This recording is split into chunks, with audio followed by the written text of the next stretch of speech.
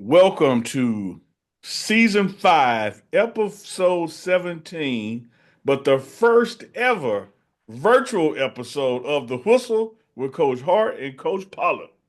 That's right, baby. We stepping up, man. We moving up in the world. Oh, is this really stepping up? This looks like we cutting back right now. Hey, man. We can't afford. Let me have my moment. Hey, I'm just saying, it's like we can't afford y'all to be together anymore. So listen, I know, right? one of y'all gonna have to work from home. We just got to figure this out. That's right.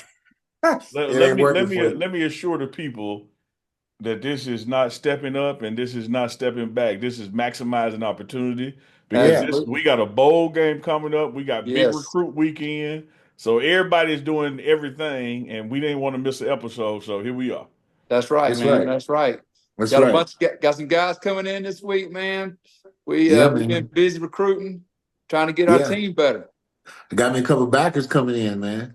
That's what I already know, man. We got a tight end coming in too, man. A couple of receivers. Yeah, so we're excited. I'm losing a bunch of backers who thank God we had them, and I appreciate the work they put in. But they get ready to move on and do bigger and better things, as far as they accomplishing their goals.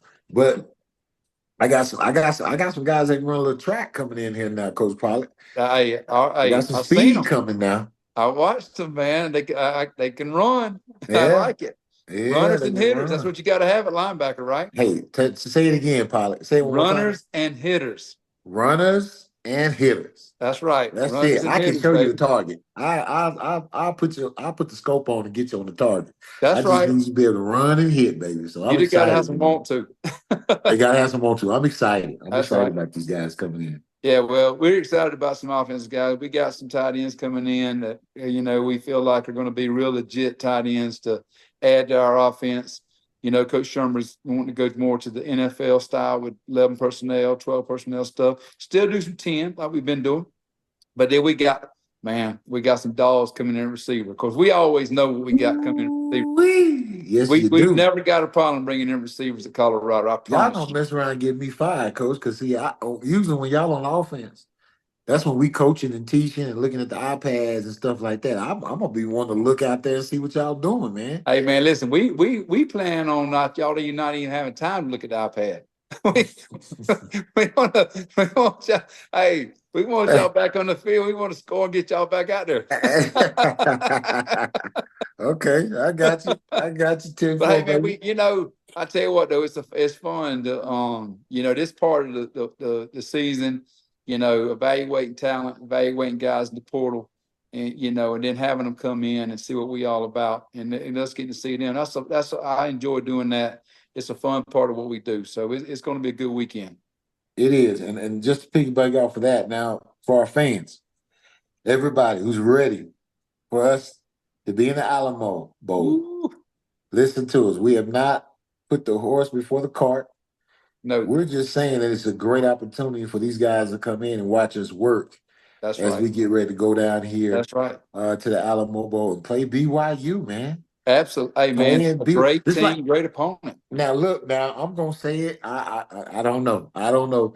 My producer, Uncle Neely, may get me for it, but I'm going to say it. It's like the other Big 12 championship right here. Dude, ain't no doubt. Ain't no doubt. I agree. Hey, listen, I feel like we owe them. They didn't help us out, so we're going to have to do what we should have done to begin with.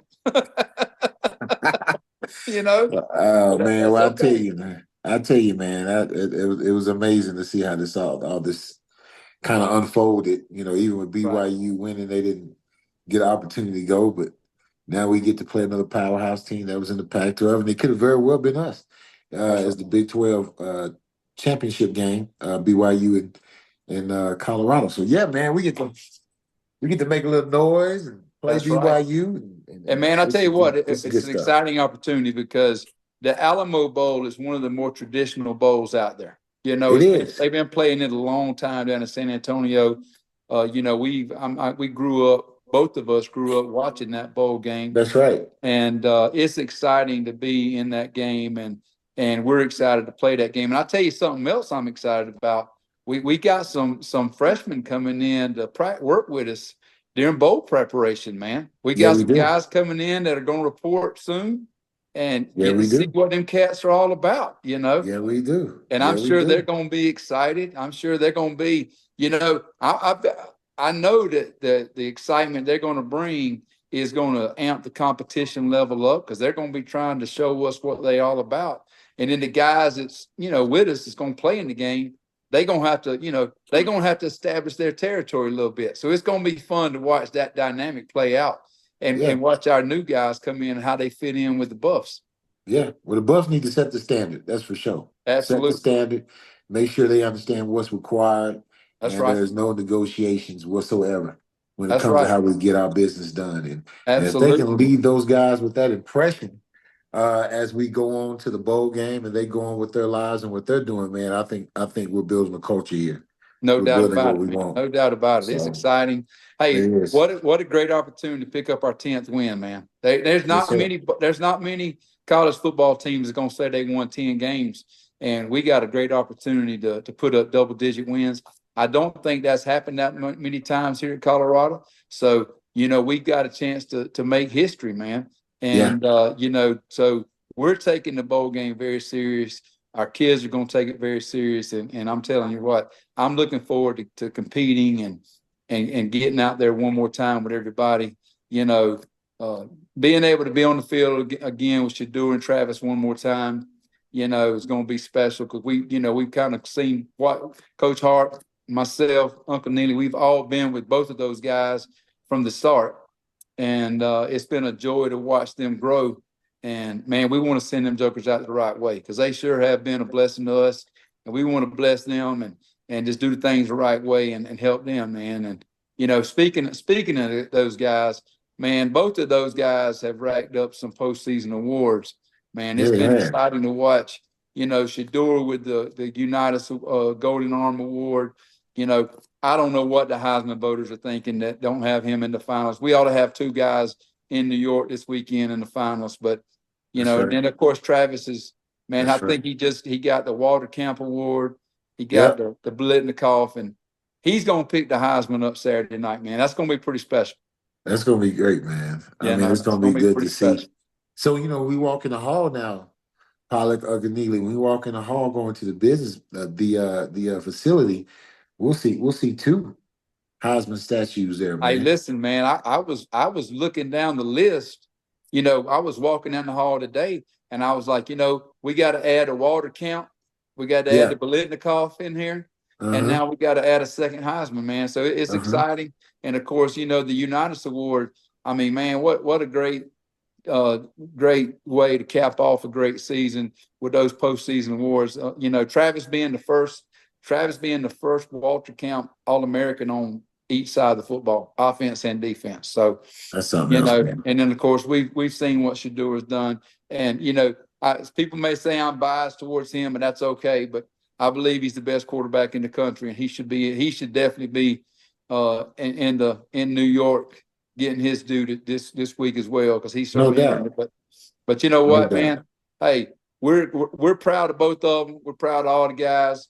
Who am I missing? We got BJ got Big 12 newcomer of the year, right? Did I get? I think he did. Yeah, I think he did. Yeah. You know, of course, Travis got Defensive Player of the Year. Shedeur got Big 12 Offensive Player of the Year. Man, what just a great postseason for the Buffs, man. That's what happened when you win and have success. You guys are going to get those recognition. And man, we're just excited about our guys and what all they've accomplished. I'm sure. Hey, and we got two freshman All-Americans, Jordan Seaton and Cash Cleveland. Yeah, you know, I'm sure I'm missing some guys. I apologize ahead of time, but I'm just trying to do this off the top of my head. But man, it's exciting. It's exciting to see those young men, you know, win those awards and be recognized for their hard work. Well, you talk about one thing that most people, all parents, all athletes got to understand it. You know, when you want to get to the next level, one of the best things that can happen for you is to have a chemistry and a culture of a winning attitude in your team, because the more you win, the more scouts look at you as a player. Amen. To bring to the next level. It's not always about your production. And I think that's right. A lot of people got to understand that. You know, you got some kids that are players that are really talented on teams that are not quite meeting the bar Right. and winning, and you wonder why sometimes your recruiting suffers. Well, it's because winning breeds winning. So if you have That's a right. winning attitude and winning culture, even if the player himself has not garnished as many production yards or whatever you want to call Right. it, the attitude, Exactly. the chemistry, the want-to, the starvation, not the hunger, but the starvation to want to be the best and to be Absolutely. accountable and be a leader and make it a player led team. That's where that comes from. So when you come to the bus, man, you come to a winning program, guess what? There are NFL scouts that are looking at you and thinking, hey, man, this kid can help us win because he knows what it takes to win Right. as a team. That's right. Yeah. And you know, it's no different when we recruit kids. You know, we look for kids that are at winning programs as well. You know, because they already know the work and the sacrifice and what it takes to win. And you know, it's hard to teach a kid that hasn't been on a winning program how to win. You know, he could have all the talent in the world, but if he doesn't know how to win, and he doesn't expect to win, so that's the difference. Expecting to win, and it's a level of expectation that we have, and it's what and you know, you're right. NFL teams are coming around because we're winning. We've got some talented players, but they also know that they've been brought up the right way in our program and learn and taught how to win, so they don't have to teach them those kinds of things. They're bringing that to the table already. Coaches, let me ask you this. It's tying into what y'all was just discussing right there, and I'm gonna frame it as this: the portal ain't personal. You know, you're going to have guys leave you. You're going to have guys come to you. And now this is, you know, second, third, fourth season of y'all having learned and managing the portal. Right. Just talk to the fans out there about that impact, because they think it's doom and gloom when people leave. But then when you look at who's coming in the production of who's coming, it ends up being addition by subtraction. Well, let me tell you this. Let's say this first of all, because that's a great point, Uncle Neely. Think about this, guys. What everyone is doing now, if you're really a fan of college football and where the sport is going, what everyone is doing now, we did at Jackson State. Yes. And we did our first year here at Colorado. But here, when we did it at Colorado, because it is a Power 4 school, it was blown up a little bit, bigger than what it would have been at Jackson State. And people were against it. Oh, we don't know what we're doing. Da, da, da, da, da, da. And if you look today, Coach Pollard, Uncle Neely, if you look today at the teams who are winning this year and what they've done, they have been in the portal. And they've been in the portal big time. That's right. And they've let some kids go. We got criticized for it. Right. I'm sorry because I'm on the soapbox, but I got to say, we got criticized for it. But we set the standard and we set what the new trend is, and no one's saying anything about that. Well, that's correct. And the thing about it is it's all about, giving kids opportunity. And I know the portal's has gotten a lot of negative press with some of the traditionalists, but I would have hated to know at 17 years old that the decision I made, I had to stick with for the next 5 years. You know what I'm saying?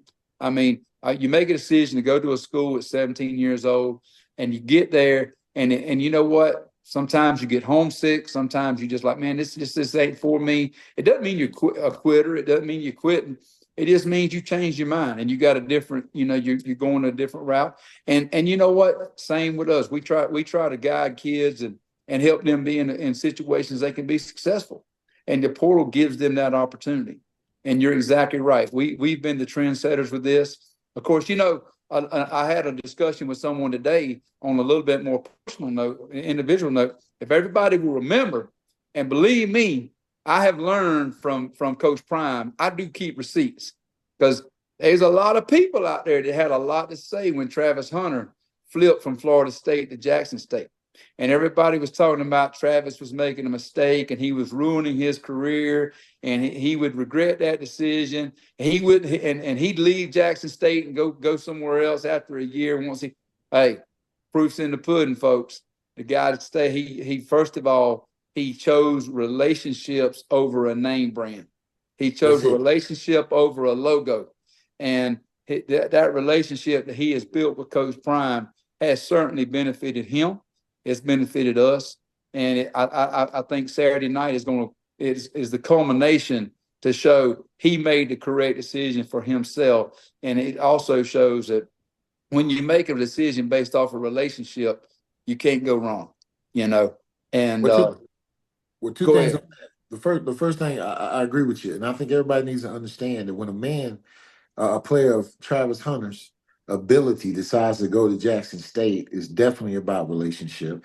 And then even after that, when Coach Prime gets elevated to the Colorado job, and now he's free again to go wherever he wants to go, he decides to come to Colorado, which is not, my friends, at that point was known as a very powerhouse Power 14. No. So let's understand, all you kids out there, when you talk about who Coach Prime is, this staff, and do we believe in kids? Well, look at the all-star kids, what they're doing. They're coming with us. They're coming with us because of the relationship, because of the love that they feel from us, and because we're honest and straightforward with them. And the second part I was going to say, I'm playing a little devil's advocate, really, because I'm one of those traditionalists, Pollard, where I don't really like the portal per se. I know what we've done in the portal and been successful. Right. So what I have to do is have an open mind. Correct. Understand that the times are changing.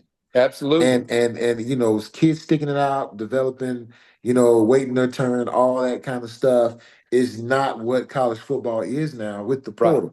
So even though I would be one of those old traditions and think you should stay, at the same time, don't be naive and dumb enough to not change with the times and get crushed by the waves. Well, hey, listen, one of the teams that's in the playoffs right now that has been highly publicized for not using the portal, okay, all of a sudden this year is in the portal.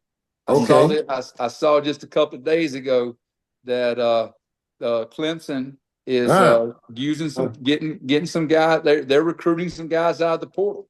Well, you see what SMU did now. They almost got the boys, and they was in that portal. That's exactly right. Yeah. They got that Highland Park money. Yeah. Ain't nothing like that Highland Park money, man. I would tell you. I would put that Highland Park money up against anything. Yeah.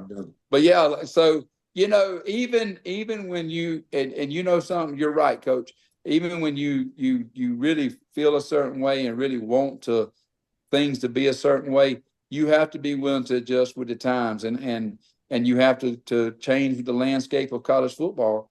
And that's what the landscape is under the current rules and regulations.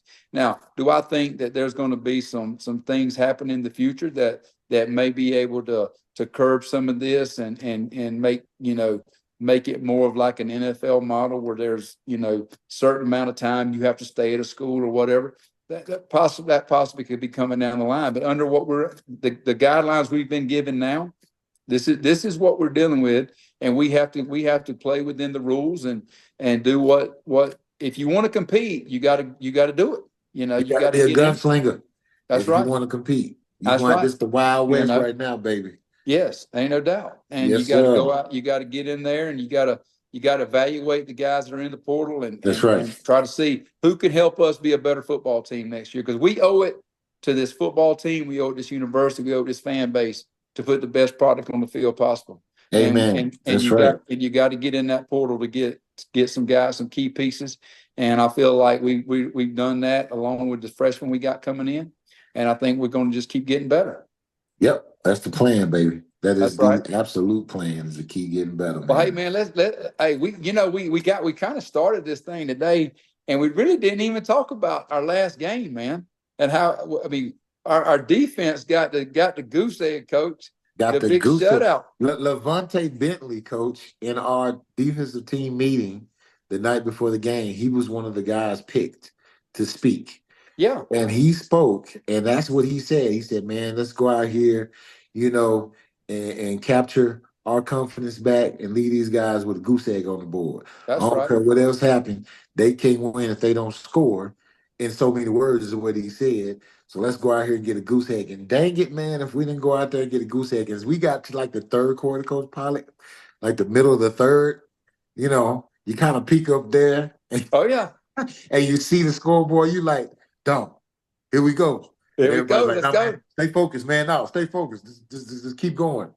And we got it, man. We got that. Well, I tell you what, and the goal line stand there at the end, and And you know, we kept the guys that were out there. You know, I've been in that situation before where you got a goose egg and you run the starters back on the field to preserve the goose egg. But hey, the young bucks that were in there, they wanted it. Hey, they wanted it. They bowed the net. And they preserved the shutout, you know, and I tell you what, it was a great effort on all three phases of the game.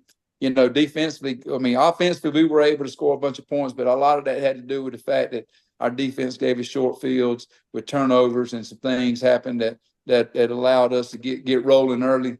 And man, it was a great win. It was great to you know, go in there and end the regular season, the last home game for our seniors at Folsom Field, to beat Oklahoma State. You know, I mean, we won the Hair Bowl. That's just going to say that, you know. I mean, come on, man. I mean, that gone. We won the Hair Bowl. So, you know, and like I say, we traveling to San Antonio now and going to play down there at the Alamo Bowl and you know, play another great opponent. So we're excited about that and everything. But what a way to end our season, send our seniors off, and you know, just I'll tell you something else that I was impressed with. I got to shout out to our fans. I was a little worried during warm-ups if it was too cold for our fans to show up. But then by the time I got up in the press box and looked down, they were rolling in there. It was rolling. I think they were just staying outside at the tailgate to get a little warmer than normal, if you know what I mean. Oh, yeah. You know what I mean? I think they got a little warmer than they normally got. Rocky Mountain High. Yeah, I think they were a little warmer than they normally are. You know what I'm saying? You know, I think they want to be a little number, a little more numb than normal. Oh yeah, you know? Had some help from their friends from Tennessee. That's right. Well, I tell you what, the fans showed up. Man, the stadium was packed. You know, what a great opportunity to see, you know, some of our seniors play for the last time in Folsom Field, and our guys showed up. You know, what am I talking about? I forgot. We got some pretty good bourbon here. You know, Colorado bourbon here. I forget. You know, that's what I'm saying? We don't help from Tennessee. We got our own bourbon. We got all kinds of stuff. Ain't no doubt. There's plenty of breweries around here. Plenty breweries. I promise you. We make everything here. All of it. All of it. Hey, and you know what, too? Another thing, it was the day after Thanksgiving, and our students were here on campus the day after Thanksgiving. You know, a lot of times schools struggle to sell their stadium out on Thanksgiving weekend because all the students go home for the holidays. But man, our students came back. They were here on Friday. You know, they had eaten a little Thanksgiving meal on Thursday. They got numb on Friday and for breakfast, and came in and cheered the bus on, man. Oh, speaking of, dog, man, we got to tell everybody. Chef did it for our Thanksgiving meal, man. Man, talk to me. Up in the press box area, man, with all the families and the football players. That was amazing. I'm talking about, it was a spread of Yes, it was. Yes, it was. All anything good. And everything, man. We had traditional Thanksgiving dishes, and then we had the snow crab, the king crab legs. We had the shrimp cocktail. We had oxtails. Oxtails. Man, hey, let me tell you something now. Chef did everything. Chef did them oxtails now. Chef did them oxtails. He even catered.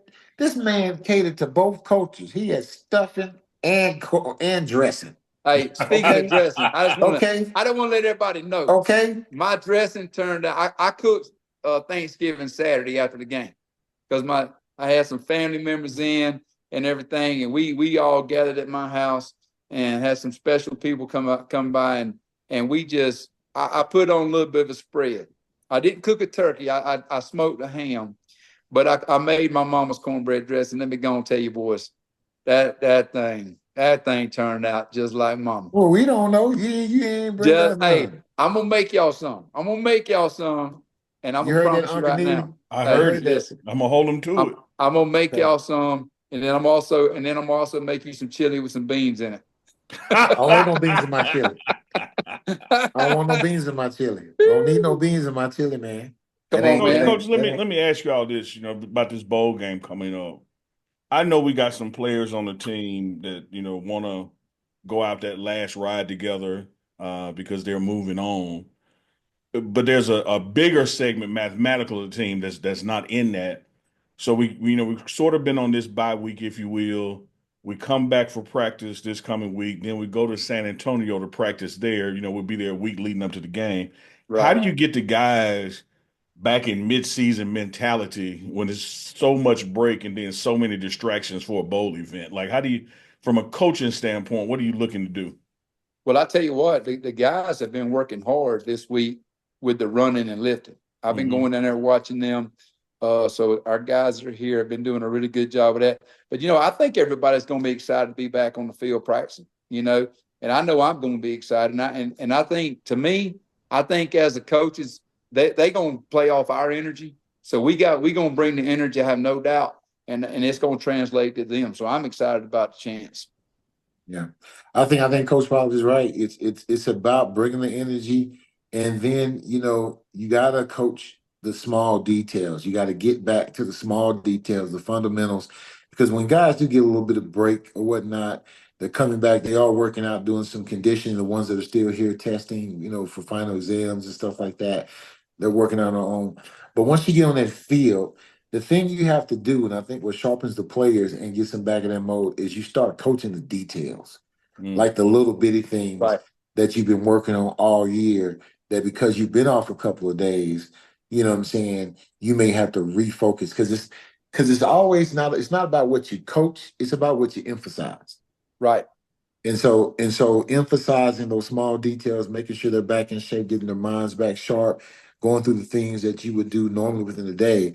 I think they'll snap back in, because athletes are about repetitiveness, about having a schedule and stuff like that. So, it should click back like normal, but you have to get back on the details, get them corrected, make sure they're doing the little things right, and everything else will take care of itself. That's right. That's right. Well, guys, hey, what's one thing we hadn't talked about, and we'll go into more details on our next episode on this. But hey, we need to talk about the college football playoffs. We had a little controversy. Man, I don't want to talk about no college football playoffs, man. But I know we're mad about it. I know we're mad. But I want to hear from a Dallas guy. I want to hear from a Dallas guy, because the big controversy was between SMU and Bama. Talk to me. What do you think about the last team the committee picked? In my opinion, I think SMU deserves to be in there. Absolutely, 100%.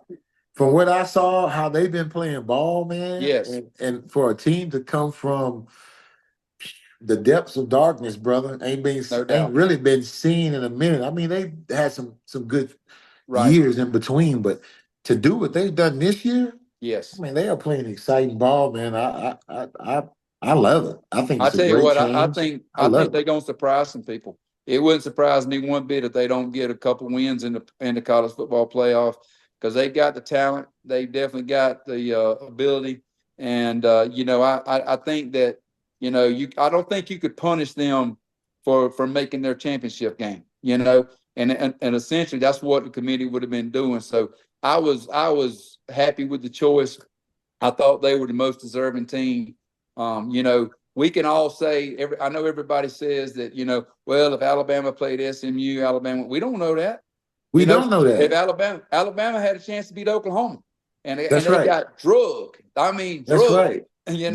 And to say it like we say it in South Georgia, they got drugged. and so I certainly don't think that SMU would get drugged like that by Oklahoma. So you can't say that, Yeah, you can't say that. It's kind of like our situation. When you got a chance to handle your business on the field and you leave it in somebody else's hands, hey, what happens, and you ain't got nobody to blame but yourself. That's it right there, Coach Pollard. That's right. From where I sit, the bottom line is, if you lose 3 games, you got to be quiet. Exactly. Exactly. You can't lose the 2 6-6 teams and be complaining. You lost the 2 teams that have lost a total of 12 games. I talked to Coach Prime late last week, and I told him, I said, boss man, one of the things that we have absolutely learned this year is we've learned that 9 wins ain't good enough.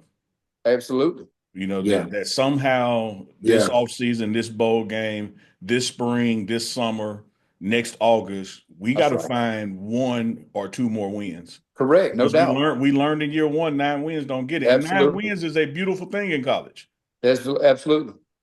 But it ain't gonna get you in the top 12. Nope. No, it's not. And that's what we playing for, you know. And so you're right. We got it. That's why we keep recruiting. That's why we keep working hard, and that's why we keep doing everything we can do to get better. And we can't just keep things the same. And and we got to kind of, and I think the 12-game playoff plus what the portal is doing, NIL, is, it's not making the SEC such a big powerhouse anymore. And the fact that you can say, okay, you lost 3 games, but since you're an SEC team, you should still be in the playoffs. That's right. When you have a team like SMU, who is really they're really conference they came to the ACC from, what was it? I think they were in what? American Conference? Yeah, American Conference, ACC or either Conference USA, one of those. Yeah, one of those. USA. So really, because it's only been 1 year, man. Like really, this is a USA team that came in and won the ACC championship, right? Well, I tell you what, I think we talked about, man. So great staff, great players. Well, they should be in it. They definitely. I think too, people forget just how good unless you were that back watching college football during the Pony Express days, you don't understand how good a football program they had. That's right. Because they were competing for national championship back then. Absolutely. And then what happened to them with the NCAA? What's funny is what happened to them is perfectly legal now. Yeah, but anyway, SMU and Reggie Bush lived long enough to see the wrong become right. Absolutely. But I'm gonna tell you right now, they got a good program. They got a good fan base. They got a good recruiting base. Dallas is a great area for high school football, and they've got the funds to do it. So I mean, good luck to them. I mean, I think they deserve to get that last spot. And I'm excited for our bowl game, but I'm also excited to see the college playoff games coming up. In a couple of weeks when everything starts kicking off and all. So Well, coaches, we got another episode of the Whistle before we play the game, so we'll save the 3 things we need to do to beat BYU for next week. But I will get you guys to close it out with this. Give me the 3 things that's got to happen at practice this week, the first week back engaged, to get back on the right track. What are you looking for? Oh, that's a good one. So 3 things I'm looking for. First is energy, then being in condition, and then competitiveness. Right. Those 3 things we have to have. We have to have the energy coming in. You got to have the coffee, football for breakfast, baby. Then you got to be able to have the conditioning showing you're still in shape. You know what I'm saying? No injuries, things of that nature. You're primed, ready to go. And then the competitiveness, compete, which I think encapsulates accountability. You know what I'm saying? And then being able to lead and call people out that need to be called out. So being able to compete, getting those things going is going to get us in the right mind frame to do what we need to do at the Alamo Bowl. Yeah, I agree 100%. I'm looking for the energy, the competitiveness, but I'm also looking for focus. I want guys to get back focused on football, focused on this, getting this W. Focused on getting better every day. This is the end of the season, and we need to finish it the right way. Because we want to take momentum into the off season, and I'm just looking for guys to come back and just have that mindset that hey, we're here to take care of business, because we've all seen bowl games won and lost based off of one team wanted to be there and the other team didn't want to be there. Mm-hmm.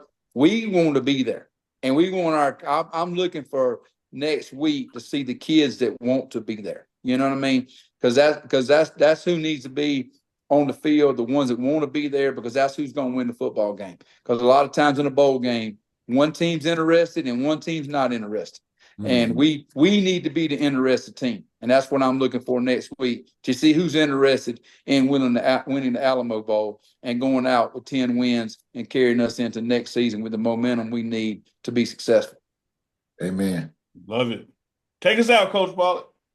Hey, man, we love y'all. We glad y'all came. We glad that we finally got our episode on the Zoom call done. So, hey, everybody, until next week. Peace. Peace. Buffs.